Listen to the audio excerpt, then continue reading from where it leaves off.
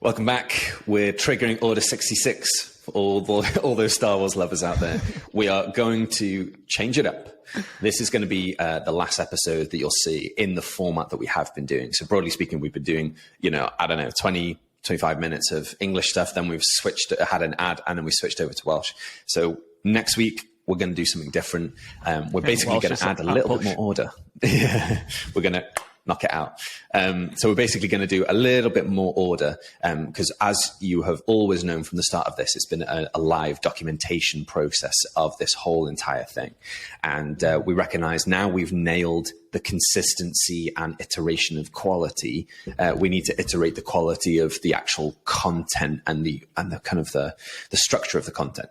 So typically, I always find that last piece is if you add a little bit of order, not too much to kind of like eke it out of the creativity and spontaneity, but a little bit of order gets you in that right sweet spot.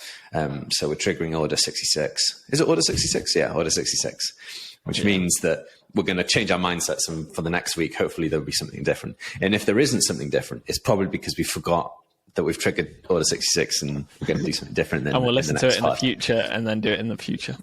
Yeah. So I've been watching this TED talk again. So I've watched it a couple months back, but I've been watching it again to try and come up with a talk. So I'm wanting to do more talk kind of content about purpose mindset. And there's a talk by Myron Golden, and he illustrates this really good kind of like mindset, kind of like process image. So we'll put a link in the description, but I'll just explain it very, very quickly. Basically, he says that facts have a positive and negative frame. And the reason why it has a frame is because that gives us focus. That focus then translates into our mind, which basically comes into a belief. You either have faith or self-doubt. Oh, sorry, not self-doubt, or doubt. Faith is believing for a positive outcome that you desire, and doubt is believing for believing for an outcome that you don't desire. So doubt is actually a belief still, right? A belief in an outcome that you don't desire. That then shifts into feelings. So the focus goes into feelings. Those feelings translate into either anticipation, which is like excitement for something, or it translates to anxiety. Then once it hits the heart and the feelings, it then goes into the third layer, which is function. If you have anticipation for something, which is the feeling, because you have a positive frame on a particular fact, then it drives into feeling like you have power, feeling like you have control over a situation, feeling like a positive feeling.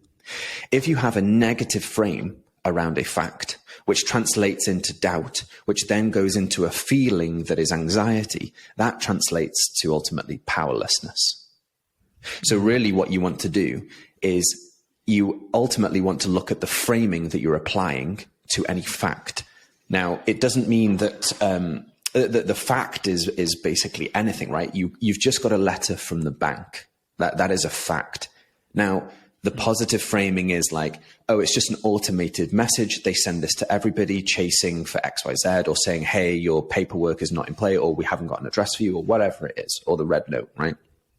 The positive framework is like, hey, I know that this is an automated message, and if I call them and explain myself, it'll all be fine, right?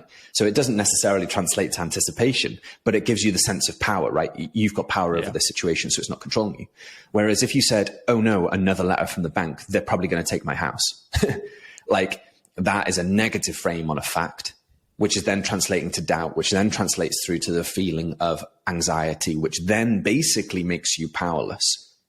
So I found that incredibly interesting. And what he kind of obviously goes into way more detail, but broadly speaking, that's the principle. And he's saying that ultimately, if you want to influence somebody, you want to create the feeling of anticipation, because anticipation then drives an action rather than creating anxiety. So how can you in business decrease the sense of anxiety and increase the sense of anticipation in engaging with you? You know, even I guess you could take it with anything, right? Any sort of engagement of friendship or business or anything, or a relationship. How do you decrease the anxiety and increase the anticipation? And sometimes that's about being, for example, in a business sense, you decrease the friction that it takes to interact with you guys. So like, if you were like, no, we don't take any calls, like that's a bit difficult. Sometimes people want to have a call just to like get something explained to them, or, well, we only have one call, not two calls. You know, it's the kind of the rigidness, which basically creates anxiety, which is ultimately going to create this powerlessness vibe in them, which is probably meaning that they're not going to go for it. So I found that incredibly, incredibly interesting. And one like analogy that I'd like to, not analogy, sorry, one symbolic action that I'd like to do is if you thought of a fact in your mind, so something that is happening or a situation that's happening right now, and you take the positive, something positive, a positive frame, and you write that down on a Post-it note, and you take the negative frame and write that down on a Post-it note. And basically, wherever you've just done that, walk out the room with the positive one and put the negative one in the bin as like a symbolic nature of smash it taking up with a hammer. Forward. Yeah, smash it up with a hammer. Smash it up with a hammer. Don't destroy that table that you created. Yeah, so that table that you're working on, yeah. And then that's the symbolic outworking of something that then can be taken to heart. Because I think, obviously, we're all different types of learners. I am a little bit more that kind of like hands-on type thing as well. So that's basically a talk that I'd like to put together. And it's specifically about, hey, let's take this fact. Let's try and work out the positive framing. Let's try and work out the negative framing. And what did the negative frame conclude with?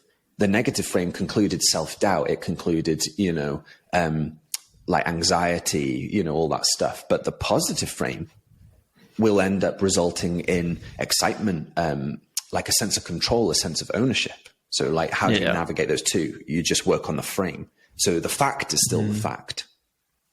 But yeah, so that was all hat tips to Myron Golden on his TED Talks. I thought it was executed brilliantly. It was really good. So yeah, and I've kind of like I've distilled it in so I can explain it even more succinctly, kind of thing. But he has added a load of extra content. Yeah. It reminds me of two things that I've seen recently-ish, and I guess it's the difference in between. And you might be able to help me with this, is UI versus UX. And it's basically, I saw an image and it was of a mug. I'm holding a mug for those that are listening. And it basically had ears, because it's a picture of like a face of an animal. It had ears and they were like, this looks amazing. But when they were drinking it, both ears were stabbing it in its eyes. And it's basically communicating the difference in between how it looks amazing. But then when people use it, it will then... something that might look amazing and be perfect on a shelf, the practicality is it's stabbing you in your eyes and you might end up in hospital or whatever. So it is that figuring out what works for you, which is like backwards and forwards of like, why did you come to that belief? Well, actually, it's because I've been stabbing myself in the eyes every time I've been taking a cup of tea. Like that relationship has been pulling me down without even realizing it. It's those types of intuition / gut feeling / flashing out with friends or family in a safe environment to figure out what works for you. And the similar sort of viewpoint is, have you ever seen a path that's like an L shape, but then there's always like a line that crosses over because no one wants to walk around the corner? And I think it is that. It's similar to mind frame, isn't it? Of you might have a perfect way and created a frame of your life as a kid, but then as you've got older, maybe people have said negative thoughts or feelings over you, so you're slowly cutting that corner. But actually it's worth revisiting the whole way you walk around your brain and have those sort of positive affirmations and understandings of your new self, not just a kid self leveled with a lot of pain, misery, negativity, but actually remove everything, pull out the kid self, let it breathe. It's like burying it alive, knowing who you are as an adult, and then walking out from that to build a new, fresh character. It's about the path that's trodden the most typically becomes the easiest pathway to go down, right? It takes less energy. And therefore, if that, in Tom's analogy, that like shortcut version where you're walking over the grass, if that's a negative thought, then the more that path is used, the easier it becomes. So that becomes then the new pathway rather than the long way round, which is typically more so going to be a positive thought. But if over time you instill the positive thought, then ultimately you can reverse it, where the positive thought is the easiest route and the negative thought is so difficult to comprehend that you don't naturally go there. Another analogy that I've come across in the last week or so is trees and leaves, the relationship with trees and leaves. The tree basically is in a mutual relationship with the leaves, in the sense of the tree gets light from, or gets energy from the leaf as it converts the solar into kind of like energy or food or whatever to the tree. And the tree therefore sucks the water from the ground and feeds it to the leaves. I know that leaves also catch a bit of water too, but yeah, predominantly the tree is getting the water to the leaves. Now, at some point, it doesn't become mutual, in the sense of through winter, the leaves could basically suck the tree dry. Because obviously there's not so much sun in winter, but there's still water. So the leaves are getting what they get, but the tree is not getting what it gets. So it has to factually push the leaves off, get rid of the leaves, because it's not mutually benefit in that season. So apply this to life. Are there hobbies, tasks, responsibilities, relationships that basically were good and mutual in one season that have now become imbalanced in this season? And therefore you have to, as the tree, to survive, factually you have to get rid of those leaves to survive. Otherwise you won't survive. And I think there's the difficulty with not having an analogy like the tree and stuff. It makes sense, right? It does it. It cycles it, right? In the human sense, I think typically we think about, one, letting people down, two, the opinions, well, ultimately, which is the opinions of others in that, and feeling like, oh, we're not loyal or whatever, like all those negative characteristics that we think are going to result in the fact that somebody saw that you were shedding your coat, as it were, or pushing your leaves off while you're doing it. And I thought that was, again, a really good analogy. Nature is doing it, so why are we not doing it? And it doesn't mean that you kill everything and get rid of everything. There's a way about it, but it's just encouraging you that it's okay. It's a part of nature for this to happen. When relationships or dynamics become imbalanced, nature kind of like corrects it, you know?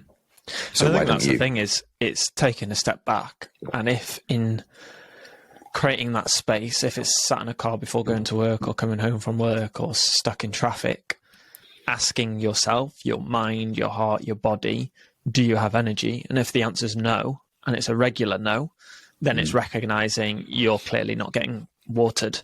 The plants are, that the hobby is, or the household is, or all the things that might be attached to you and associated to you. But actually the thing, if the tree dies, everything else won't live. So it's looking at, okay, how can you prune those elements of life? Can you get a job closer to home because actually it's the journey that's killing you? Or it might be the hobby that you used to like but now you don't, and you fancy a change, and it's giving yourself permission to change, and it's okay to try something new. I'm finding it fascinating looking at Jeremy Clarkson's farm thing on Amazon Prime, and it's fascinating just seeing, I guess, the realism in trying something new, how the amount of mistakes that he's doing. Obviously, it helps when you've got a bank balance that levels out all your vast mistakes on a cost level. But actually, it's going, do I allow myself to fail in the areas of my life? Because actually, if I looked at my garden, could I make 20% failure? That I can figure that out on a lower cost, that let's say I'm wasting £10 on seeds or whatever, or on a plant pot, that actually it's just worth the learning curve, because actually I'm not losing, I think on one of the things he was losing 90k, which is loads, but on a percentage wise, let's say it's 10%, then it's like, okay, could I practice learning to lose 10% for the overall growth of the 90% that might get me to somewhere else. I love examples and analogies and stuff. And I guess a lot of the time we typically think that we have to do something that is reflective of what we've seen. But sometimes we're in a realm where nobody has this unique collection of ideas or thoughts or business ideas. So what you specifically have been like challenged to do or called to do, or you feel inside your like gut and instinct that you feel like a draw or like a pull towards, that might be so unique that there is no reference point to like hang against. So if we go back to the mindset part, the mindset is basically focusing on a fact, right, with a particular frame. The frame gives you this focus, which creates a belief, and it creates faith or doubt. Now, faith, to add another analogy, this is a podcast of analogies today. If, for example, I had this seat behind me and I could not see the seat, you guys watching would be able to see the seat, and Tom would be able to see the seat. Well, actually, you probably can't because you've got your laptop off, right? I'm looking at the camera. Laptop's down here. So faith really, and if I was going to try and sit down, faith really is believing that there is a chair there, right? And the way that I believe that there is a chair there is the people watching will be able to tell me that there's a chair there. And Tom, if he was watching, would be able to tell me that there's a chair there. And then I trust in that. Then as I'm maneuvering, I basically, so yeah, that's the first part, right? Trusting is the first part, but really faith is about the action part. It's the both trusting and the action. So yes, I trust there's a seat there, but am I actually going to try and sit down on it and navigate to get down and sit on it? And that is, again, a balance of maybe you guys watching will be able to tell me, oh, a bit to the left, a bit to the right. So faith is about both the trusting in what you've seen, and also then using that and acting on the trust that you see. Now with the Jeremy Clarkson stuff, it's difficult because, yeah, you're right, the reference points are different. So sometimes it is about trying to trust things that are relative to your space. But then other times it is absolutely in a pioneering space. There's this video of Pharrell Williams going into like a critique of university students, I think, doing music production. And he listens to this one lady's track, and he's not saying much while the track is happening. But then at the end of the track, he says, I have no notes. I have no notes whatsoever. And the reason is because you're creating something unique. So there is no comparable. There is nothing to compare against. So I can't give you feedback. If you were trying to sound like something, then that would make sense. Oh, I could give you some recommendations. Reference points. Yeah, reference points. But if you're trying to, AKA pioneer or innovate, there might not be a reference point. So that can be incredibly lonely and incredibly like isolating. But I think so long as you know that that is an aspect of pioneering, then it's okay. If you think of anybody trying to discover new territory, chances are that's a lonely journey because you don't really know if there is a seat on the other end or not, right? But it is a case of like kind of enjoying or engaging with the loneliness, not for it to be something that you fear and have a sense of powerlessness over, but like an anticipation rather than the anxiety of like, oh, it's, you know, it's lonely to pioneer. You know, there's a positive frame to that and there's a negative frame to that, right? Or the journey of pioneering. Yeah, that makes sense. So what are we summarizing with to keep it short and snappy for people out there? Well, you can summarize it because I get the chainsaw out, cut everything from your life. Yeah, chop the trees down to make the frames. Yeah, I think it's just take your time. You don't need to chop everything out because there might be baggage on the process of that. But actually, if it's easier, get a piece of paper, write everything down, write what physical links to it. If it's a sport or it might be driving or whatever, what is a mental how much you have to think about it. Maybe it's stress, or maybe a weak area that's finances, and you're constantly talking about finances, and literally write it out. Figure out what your capacity is for the season that you're in, and just slowly trim back the hedges.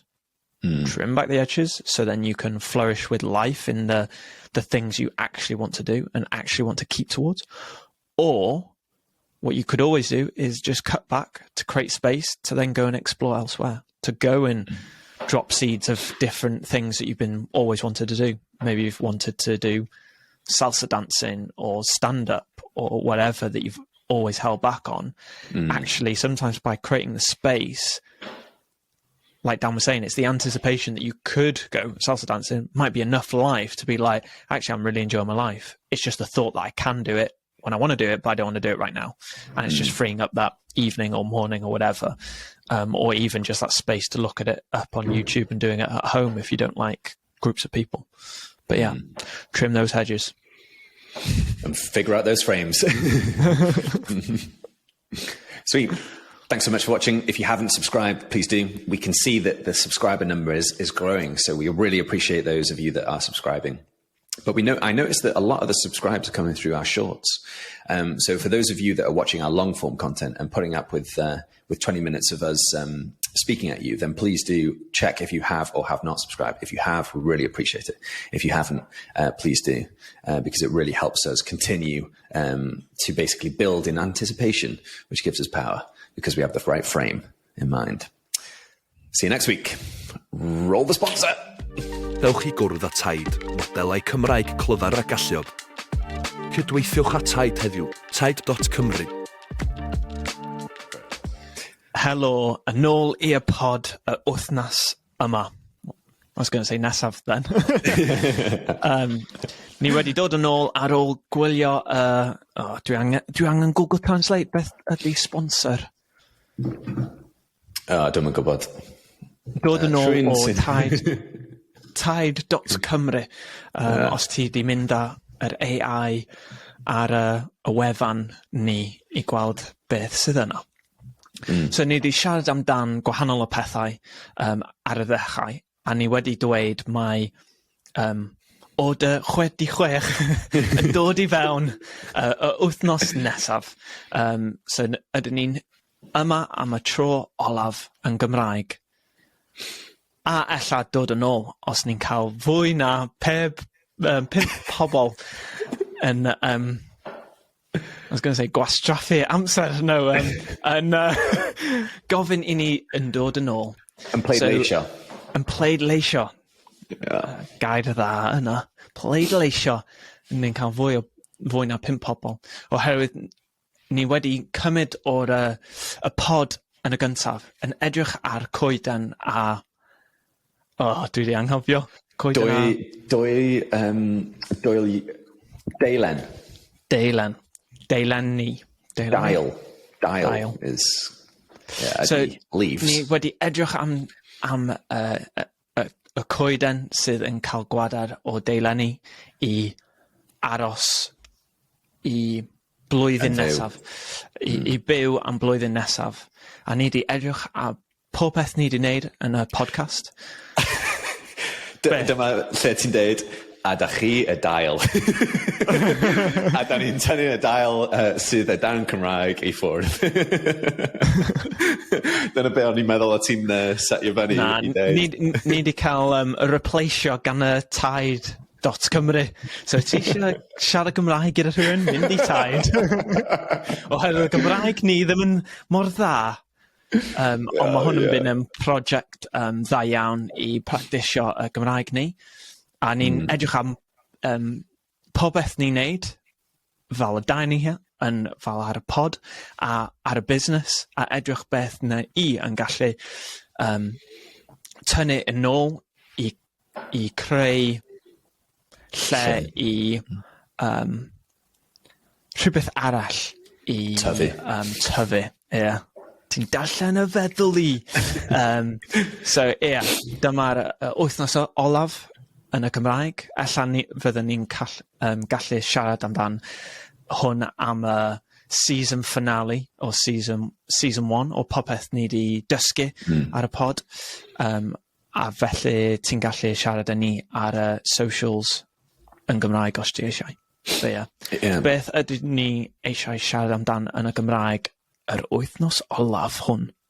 Fel oedd Tom yn deud, da ni wedi dysgu llawer amdan cynhyrchu podcast trwy just trio pethau newydd. Edrych ar Amazon am y llyfr. A un peth da ni wedi dysgu ydy mae'n rhywbeth iawn i kind of trio fail in public. Fedra i ddim, dwi wedi anghofio beth yw'r geiriau yn Saesneg, ond mae'n iawn i methu yn... Poblogaeth? No, that's... Cyhoeddus. Population. Mae'n iawn i methu yn cyhoeddus. A fel da chi'n gwybod, da ni yn well yn siarad Saesneg na da ni yn y Gymraeg, ond da ni wedi gwneud o anyway i ddangos i chi fedrwch chi gwneud pethau sydd yn chydig bach yn rough ac yn dal i creu ac mae'n gwella tra bod wythnos ar ôl wythnos yn cael ei creu. Da ni wedi cael yn well. A probably da ni wedi tyfu mewn cyhyr? No, ydy... Hyder? Hyder, diolch. Da ni wedi tyfu yn hyder yn siarad Cymraeg eto, sy'n peth sydd kind of project bach o'n i'n trio wneud anyway, i tyfu yn hyder ac trio dangos i chi bod mae'n iawn i methu... Ti ddim gorfod siarad Gymraeg i wneud podcast Gymraeg. Fedrwch chi gwneud fel da ni'n neud a rhoi fel 10 munud, 15 munud allan ar y we a gweld eich ffrindiau yn siarad Cymraeg. A un peth dwi'n trio wneud yn y kind of ar y taith ydy creu pethau sydd yn so-so bod ni'n kind of encourage, dwi'n gwybod beth i encourage. Fel bod ni'n annog, dwi byth yn cofio'r gair annog, fel da ni'n annog pobl fel chi sydd yn gallu siarad Cymraeg yn well na ni, annog chi i creu podcast eich hun, oherwydd dwi'n meddwl mae yna lack o content Cymraeg, o podledion, dwi'n gwybod beth yw'r plural, o content Cymraeg. Felly, gobeithio dyn ni wedi annog chi creu rhywbeth yn Cymraeg, neu yn iaith, os da chi'n dwyieithog hefo iaith gwahanol, siarad iaith gwahanol. Dwi'n gobeithio dyn ni wedi rhoi hyder i chi yn gweld ni yn trio, bod yn rhoi hyder ac yn annog chi i trio hefyd. A dyna fo. So diolch eto am gwylio ac yn dal ati tra'n y diwedd. Da ni wedi mwynhau creu hwn. Mae wedi bod yn her a da ni wedi mwynhau o. Ac fel bod Tom yn dweud, diolch am gwylio season 1. Be di season? Mae'n rhywbeth season... Tymor 1, yes.